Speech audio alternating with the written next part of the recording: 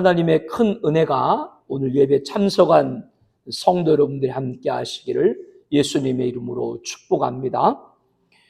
우리는 어디에 소망을 둬야 됩니까? 오직 하나님께만 소망을 둬야 합니다. 왜 그렇습니까? 내가 산을 향하여 눈을 들리라. 나의 도움이 어디서 올까? 나의 도움은 천지를 지으신 여호와께서로다. 나의 도움이 어디서 옵니까?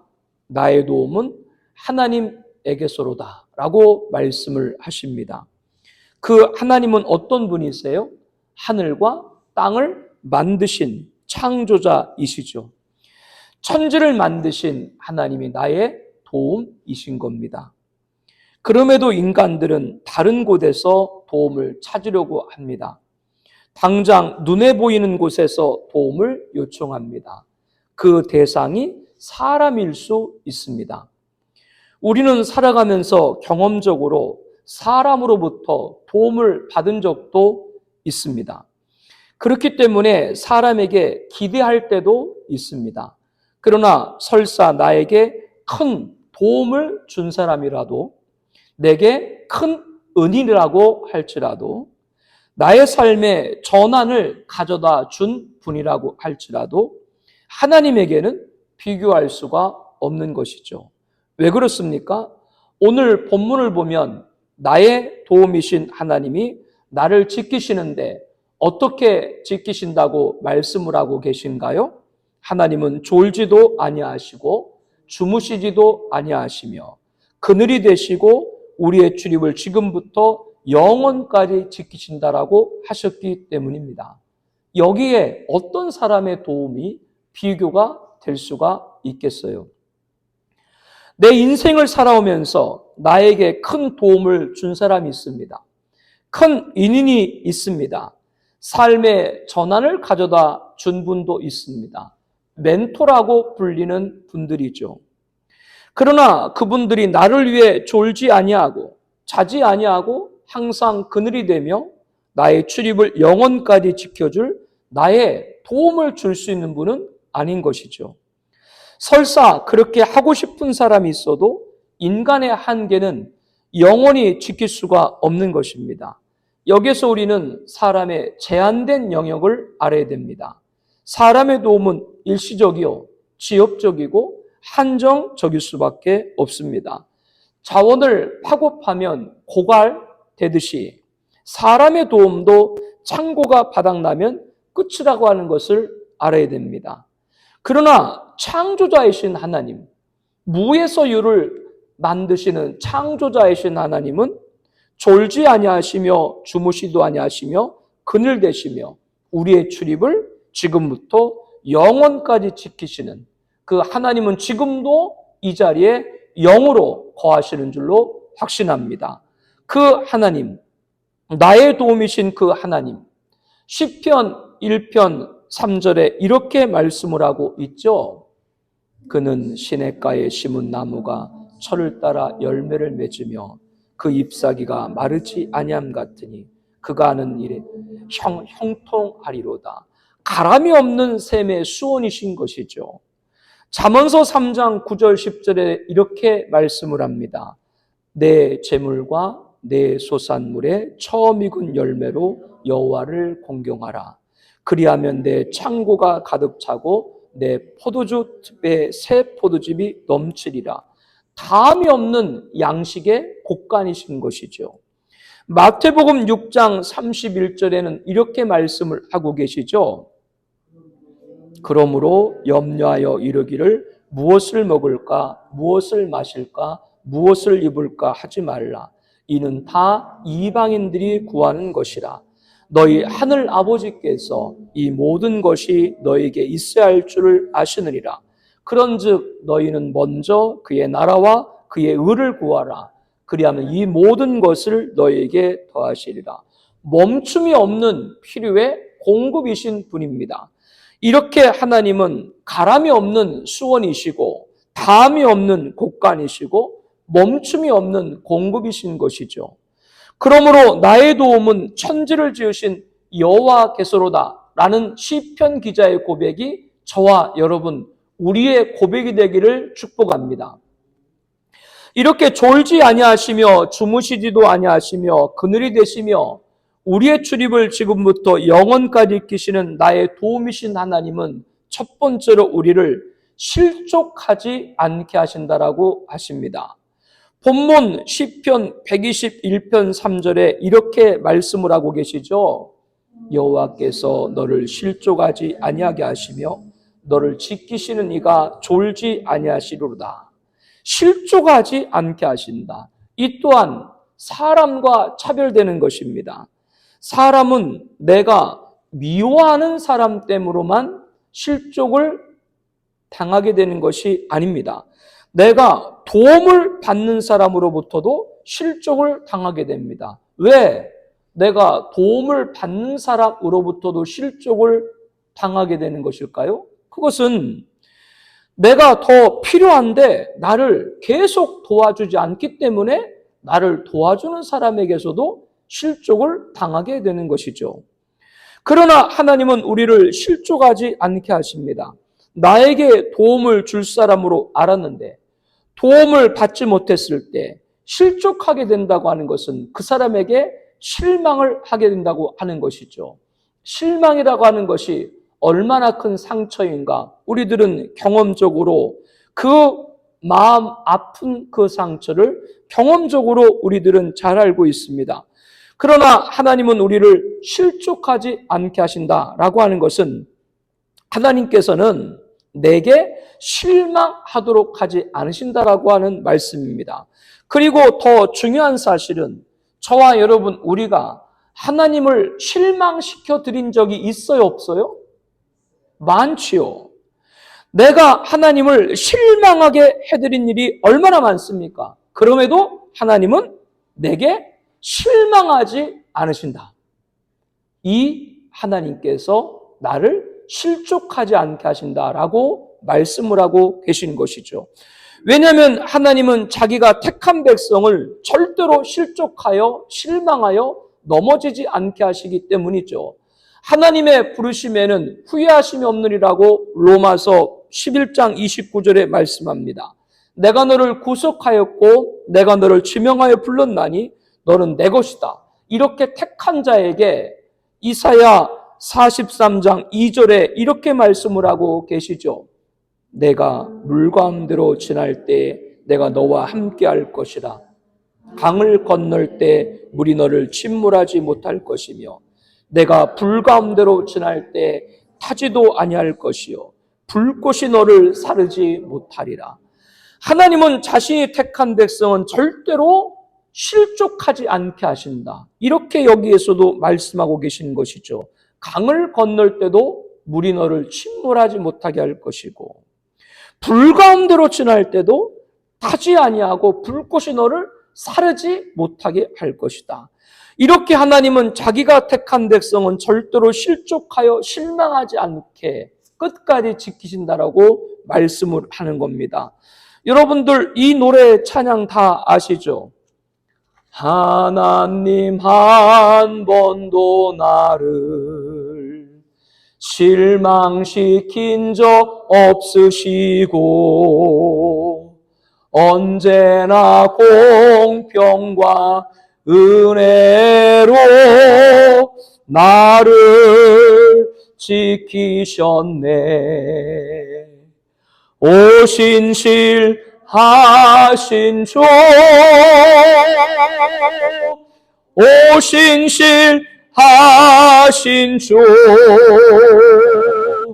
내 너를 떠나지도 않으리라. 내 너를 버리지도 않으리라. 약속하셨던 주님, 그 약속을 지키사 이후로도 영원토록 나를 지키시리라 확신하네. 신실하신 하나님께서는 나를 한 번도 실족하게 하시거나 실망시키지 않게 하시는 약속의 하나님이신 줄로 믿습니다. 이 찬양은 최영덕 작사 곡인데요. 내가 결코 너희를 버리지 아니하고 너희를 떠나지 아니하리라. 히브리서 13장 5절 말씀에서 모티브를 얻은 것입니다. 신명기 31장 6절에 말씀을 합니다. 너희는 강하고 담대하라. 두려워하지 말라. 그들 앞에서 떨지 말라. 이는데 하나님 여호와가 그가 너와 함께 가시며 결코 너를 떠나지 아니하시며 버리지 아니하실 것입니다. 여호수아 1장 5절에도 말씀을 하죠.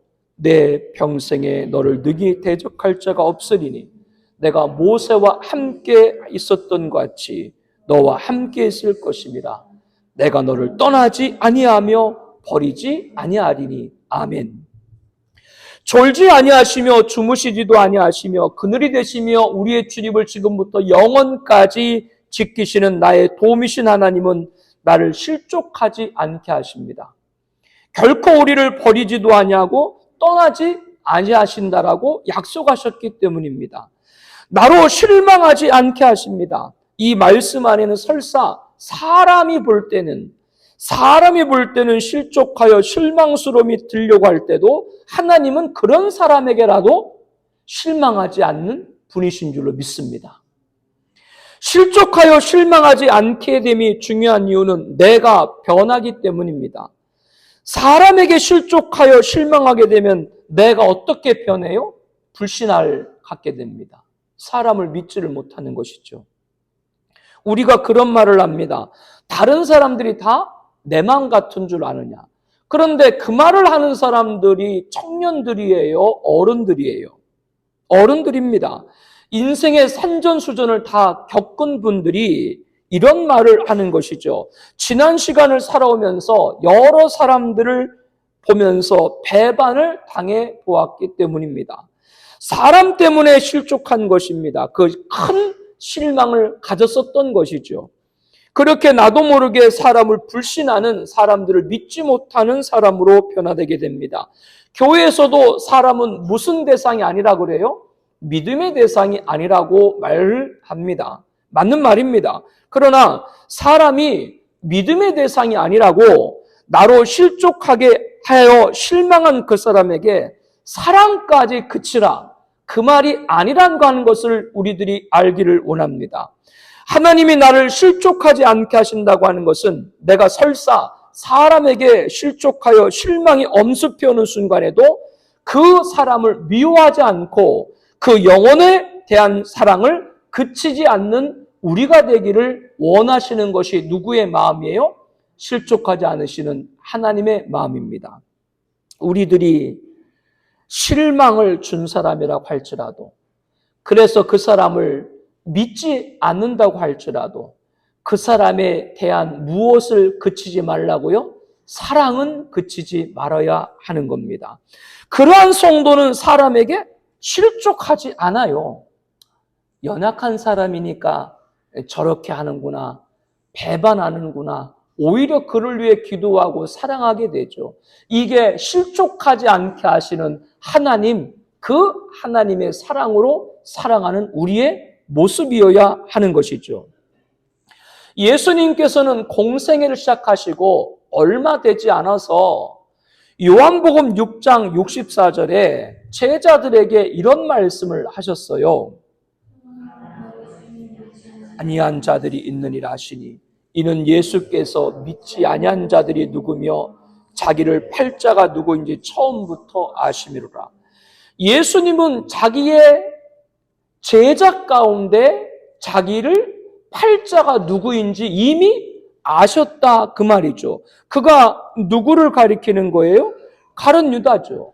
누구인지 처음부터 아셨다라고 말씀합니다.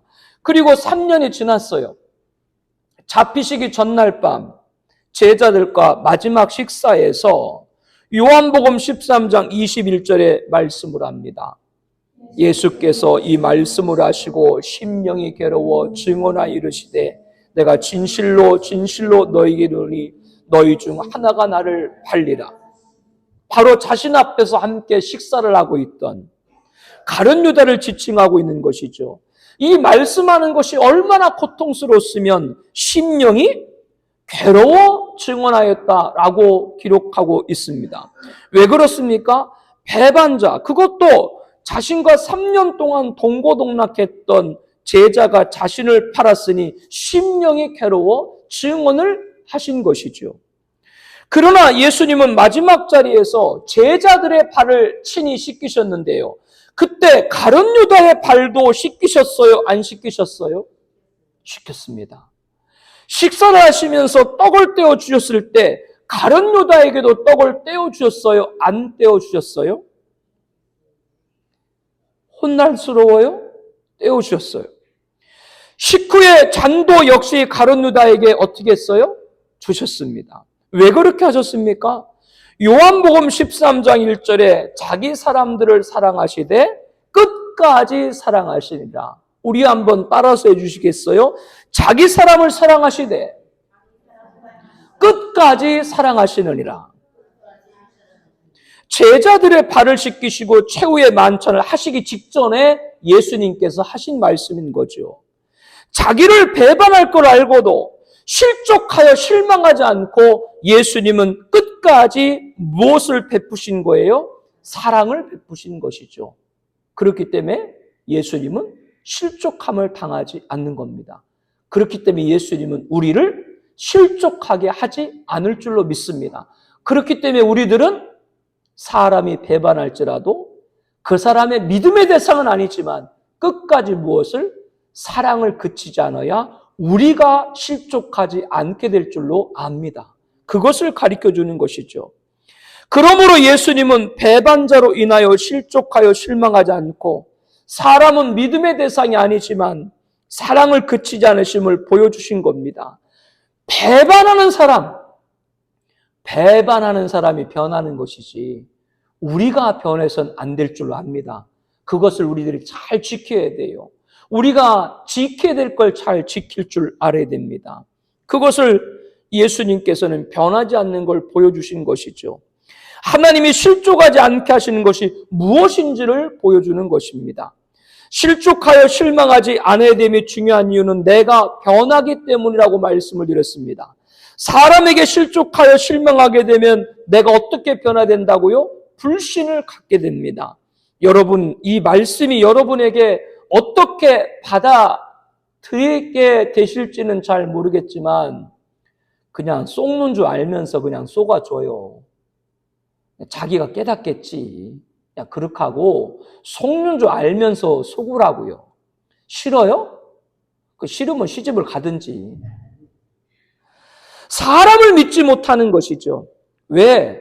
사람을 믿지 못하게 되면 결국 자기가 병들기 때문에 그래요. 그래서 그런 거예요. 내가 병들어요. 그 사람이 잘못했는데, 그 사람 배반한 사람이 잘못됐는데 그것 때문에 마음에 담고 있으면 누가 병이 든다고요? 내가 병들어요. 그래서 속는 거 알면서 속고 끝까지 그 사람은 뭐요? 사랑하는 것이 실족하지 않게 하는 거예요. 누가 그렇게 하셨어요? 예수님이 그렇게 하셨고 하나님이 그렇게 하신 것이죠. 그렇기 때문에 졸지도 아니하시며 주무시지도 아니하시며 그늘이 되시고 너의 주님을 지금부터 영원까지. 우리가 우리를 볼 때, 내가 나를 볼 때도 하나님이 나를 그렇게 주무시도 않고 졸지도 않고 지키실 만한 존재가 되냐고요. 내가 나를 봐도 하나님이 나를 그렇게 지키실 내가 그런 존재가 돼요? 아닌데도 하나님은 나를 지키시잖아요.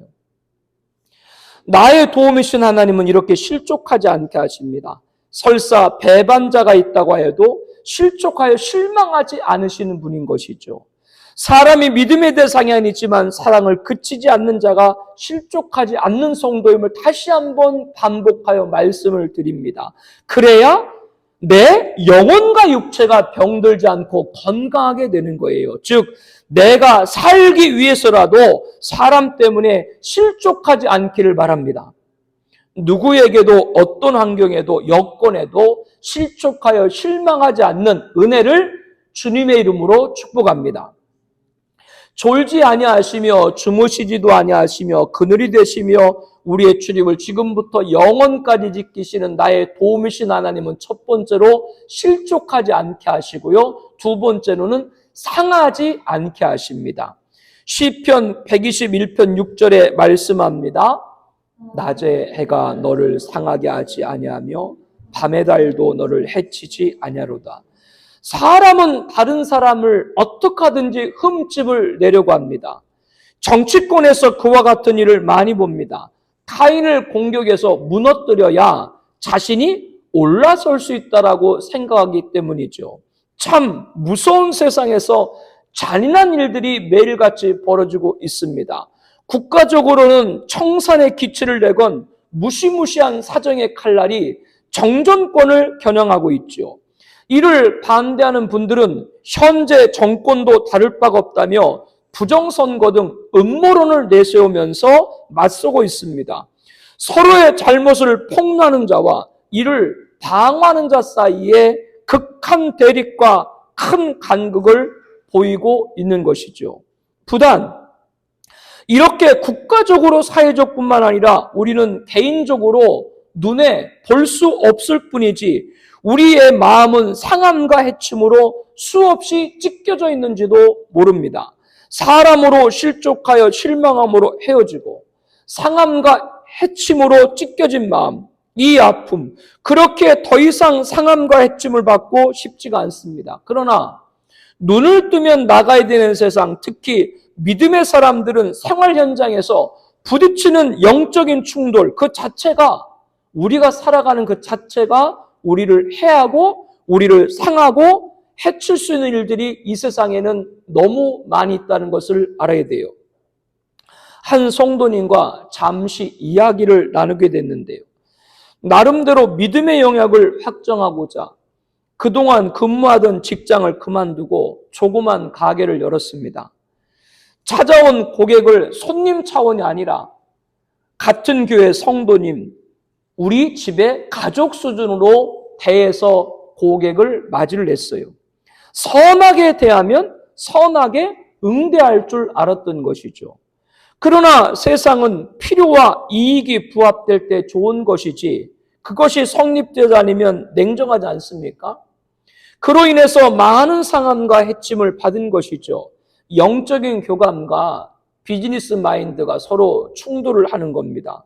어쩌면 손님들 입장에서는 업주가 잘해주는 것을 이해관계로 받아들였고 그렇게 알고 선한 대접도 선한 것이 아니라 장사수완으로 여겼을지 모르죠.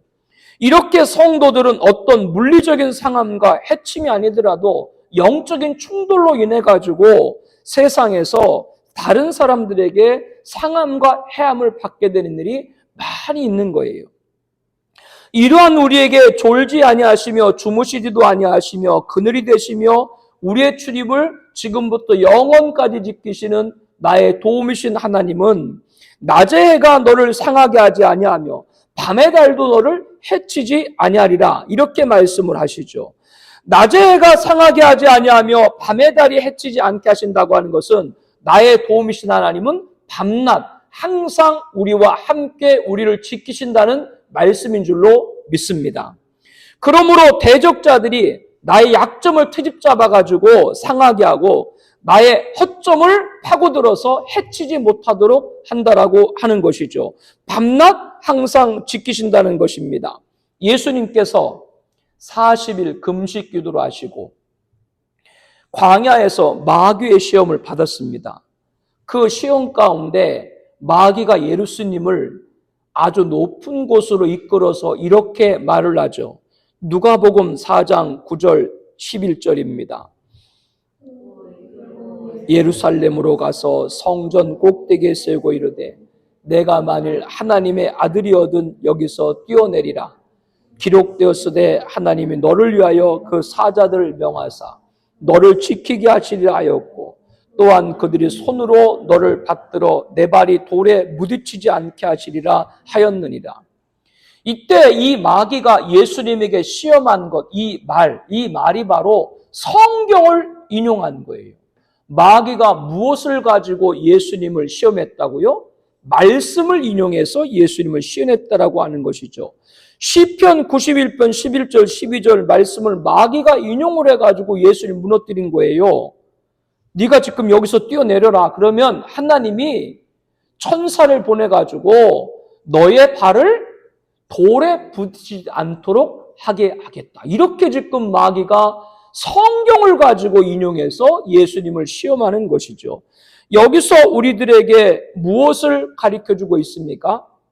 시편 42편에 곡을 붙인 찬양이 있죠. 사람들이 하는 말이 내 하나님이 어디 있느냐. 무슨 말입니까? 대적자들이 나의 약점을 트집으로 상하게 하고 나의 허점을 파고들고 해칠 때 내가 성도임을 알고 예수 안 믿는 사람들이요, 믿지 않는 사람들이 믿음을 가지고 우리를 무너뜨린다니까요. 믿지 않는 사람들이 어떻게 우리를 믿음을 갖고 무너뜨려요? 너 그렇게 예배하고 기도하고 교회에 봉사하고 충성하고 헌신하면서 도대체 하나님이 살아계시냐?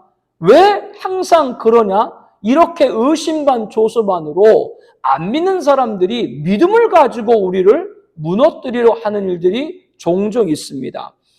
그때 우리는 믿음 때문에 맞대응할 수는 없지만, 그래서 꾹꾹 참고 있지만 나도 모르게 내 안에서 정말 하나님이 살아계신 게 맞나? 이러한 생각이 들 때가 있습니다. 그런 생각 들 때가 바로 뭐요?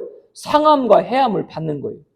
상함과 해함이라고 하는 건 우리들의 몸, 고통을 받는 것뿐만이 아니라 우리들 마음 가운데 뭐요? 하나님에게 의심을 들게 만드는 것이 바로 상함과 해함을 받게 되는 거예요. 누가 그렇게 한다고요? 믿음 없는 사람들이 믿음을 가지고 우리들 이렇게 시험하게 한다니까요.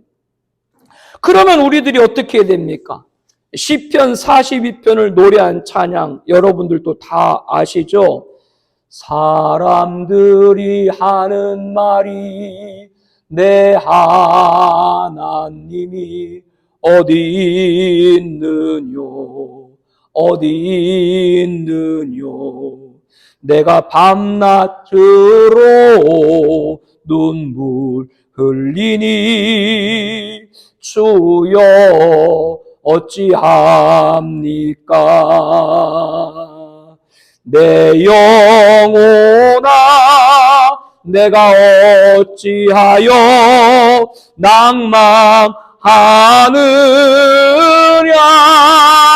낭망하느냐 내가 어찌하여 불안하는고 너는 하나님을 바라라 내 얼굴을 도우시는 내 하나님을 살아 계시는 내 하나님을 너는 너의 하나님을 바라라. 믿음이 없는 사람들이 네 하나님이 있냐? 믿음을 가지고 우리를 무너뜨려 우리 마음을 상하고 해함받게 할 때 우리들에게 어떻게 하라고 말씀하는 거예요? 하나님을 바라라. 하나님을 바라는데 어떻게 바라는가? 사슴이 시냇물 찾게 갈북함같이 바라라고 시편 40편 1절에 말씀입니다. 그러므로 졸지 아니하시며 주무시지도 아니하시며 그늘이 되시며 우리의 출입을 지금부터 영원까지 끼시는 나의 도우무신 하나님께서 응답하실 줄로 믿습니다. 어떻게 응답을 하세요? 하나님을 바라면 어떻게 응답하세요? 낮에 해가 상하지 않게 하시고 밤의 달이 너를 해치 않도록 밤낮으로 항상 우리를 해함받고 상함받지 않도록 지키신다라고 하신 줄로 확신합니다. 대적자들이 나의 약점을 트집으로 상하게 하고 믿음을 가지고 흔든다는 걸 꼭 기억을 해야 돼요. 믿음이 없는 사람들이 자꾸 믿음을 가지고 그럴 때는 꼭 우리를 무너뜨린다는 걸 다시 한번 기억하셔야 돼요. 그렇게 나의 믿음 없는 사람들이 믿음의 약점을 트집으로 상하게 하고 나의 하점을 파고들어서 해치지 못하게 누가 지키신다? 하나님이 지키신다. 상하지 않게 하신다. 누구에게도 어떤 환경에서도 여건에서도 상함당하지 않고 해함받지 않기를 예수님의 이름으로 축복합니다. 졸지 아니하시며 주무시지도 아니하시며 그늘이 되시며 우리의 출입을 지금부터 영원까지 이끄시는 나의 도움이신 하나님은 첫 번째로 실족하지 않게 하시고요. 두 번째로 상함받지 않게 하시고요. 세 번째로는 모든 환난을 면케 하십니다. 시편 127편 7절의 말씀을 하죠. 여호와께서 너를 지켜 모든 환난을 면하게 하시며 또 지키시려다. 아멘. 앞서 마귀가 예수님을 시험한 법에 관해서 말씀을 드렸는데요. 그런데 시험하고 나서 누가복음 4장 13절에 보면 이렇게 말씀을 합니다. 마귀가 모든 시험을 다한 후에 얼마 동안 떠나니라. 다시 한번요. 마귀가 모든 시험을 다한 후에 얼마 동안 떠나니라. 즉 예수님이 40일 금식 기도하시고 광야에서 마귀의 시험을 받고 마귀를 물리치셨죠. 그런데 그 후에 마귀의 시험이 없어졌다고 말해요? 아니에요. 없어진 것이 아니라 얼마 동안 떠나 있다 이렇게 말합니다. 이 말씀은 마귀가 또다시 예수님을 찾아와서 공격하고 시험하고 무너뜨리려 할 것이다라고 하는 것이죠. 그와 같이 여호와께서 너를 지켜 모든 환난을 면하게 하신다고 하는 것은 성도가 환난을 당하지 않게 하신다는 말이 아니라 이 말씀을 잘 들어야 돼요. 성도가 환난을 당하지 않게 하신다는 말이 아니라 성도가 환난을 당한다 그 말이에요. 성도도 환난을 당한다 그 말이에요. 여러분, 인생 자체가 고단한 일이에요. 오늘 아침에 여러분 교회 오실 때 세수하셨어요? 머리 감으셨어요? 하나님 앞에 예배해야 되지 세수하고 머리 감고 화장하고 기쁜 마음으로 머리 감고 세수해요. 아, 또 씻고 또 씻어야 돼. 귀찮아요. 기쁜 마음으로 여러분 하셨죠? 그런데 매일같이 일어나면 얼굴 세수해야 되죠. 머리 감아야 되죠. 배고프면 밥 먹어야 되죠. 피곤하면 앉아 쉬어야 되죠. 이 몸을 갖고 있다는 자체가 고단한 삶이다 그 얘기예요. 아담이 범죄 후 땅도 저주를 받았죠. 그래서 가시덤불과 엉겅퀴를 땅에서 낳는다고 창세기 3장 18절에 말합니다.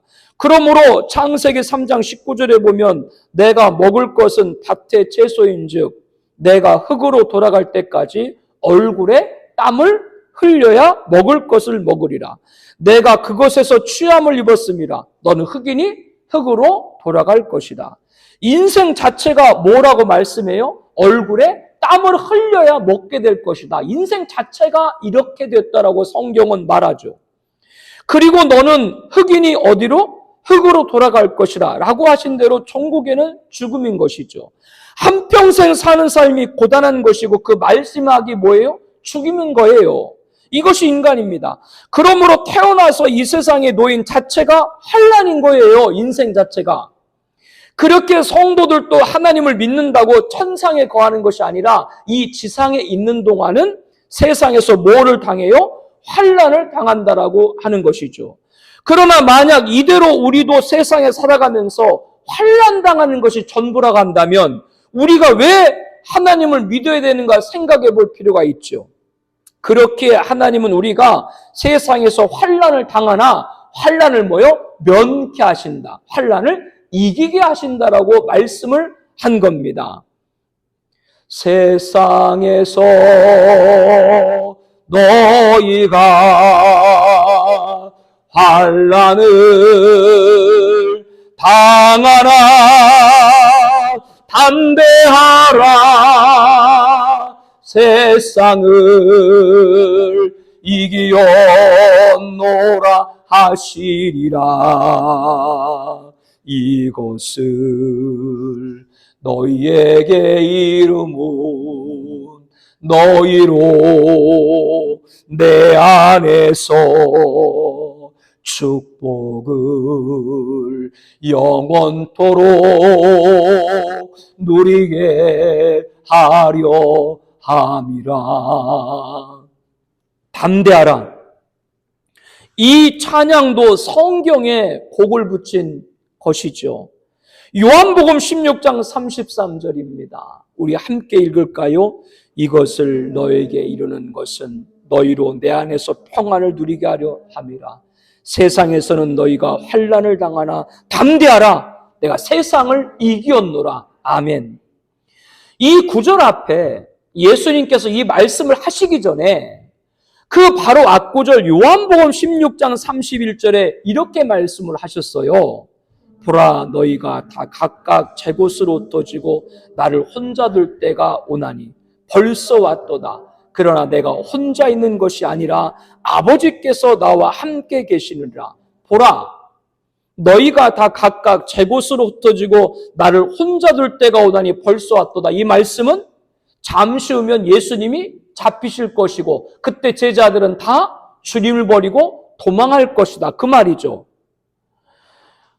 광야에 한 마리 양 야수가 에워싸고 있는 것과 같이 예수님이 홀로 남겨지셔가지고 결박을 당하고 끌려갈 것이다. 그 말입니다. 그런데 그 순간에도 예수님은 잊지 않는 것이 있었습니다. 다 예수님을 버리고 도망했는데 그 순간에도 예수님은 무엇을 잊지 않았는가? 나 혼자 있는 것이 아니라 아버지께서 나와 함께 하시느니라. 아멘. 예수님은 자신을 통해 우리에게 가르쳐주고 계신 것이 있습니다. 무엇을 지금 이 말씀을 통해서 가르쳐주고 있습니까? 너희가 세상에서 환난을 당하나 절대 혼자가 아니라 아버지 하나님이 너와 함께 하신다. 아멘. 이것을 가르쳐주고 있는 줄로 믿습니다. 그러므로 오늘 본문 시편 121편 7절에 여호와께서 너를 지켜 모든 환난을 면케하신다라고 하는 것은 광야 같은 세상에서 아무도 도와주는 사람이 없을 때 누가 그 순간에도 함께 하신다? 졸지 아니하시고 주무시 아니하시고 너의 출입을 지금부터 영원까지 지키신 하나님이 아무도 없는 자리에 그 순간에도 우리와 함께 하시는 줄로 믿습니다. 모든 환난을 면케해 주시기 위해서죠. 어떤 환난도 우리를 거꾸로 뛸 수가 없는 거예요. 로마서 8장 35절에 말씀하죠. 누가 우리를 그리스도의 사랑에서 끊으리요? 환난이나 곤고나 박해나 기근이나 적신이나 위험이나 칼이다. 어떤 것도 끊을 수가 없어요. 로마서 8장 39절에는 이렇게 말씀하죠. 높음이나 깊음이나 다른 어떤 피조물이라도 우리를 우리 주 그리스도 예수 안에 있는 하나님의 사랑에서 끊을 수 없느니라. 그 어떤 환난이 우리 주변을 에워싸도 하나님께서 그 사랑 지키시는 것은 누구도 끊을 수 없다라고 말씀을 합니다. 누구에게도 어떤 환경에서도 여건에서도 모든 환난을 면케하시는 하나님의 인도를 축복합니다. 사족을 달고자 합니다. 우리가 모였을 때 우리 입에서 그 어떤 주제보다도 한 영혼에 대한 말을 먼저 했으면 좋겠습니다. 우리 누구누구 그가 이러이러한 일이 있는데 기도합시다. 또 내가 전도할 누구누구가 있는데 그 영혼 위해서 우리 함께 사랑으로 찾아갑시다. 그리고 주일날은 특별한 경우를 제외하고는 3부 예배까지 드리면 좋겠습니다.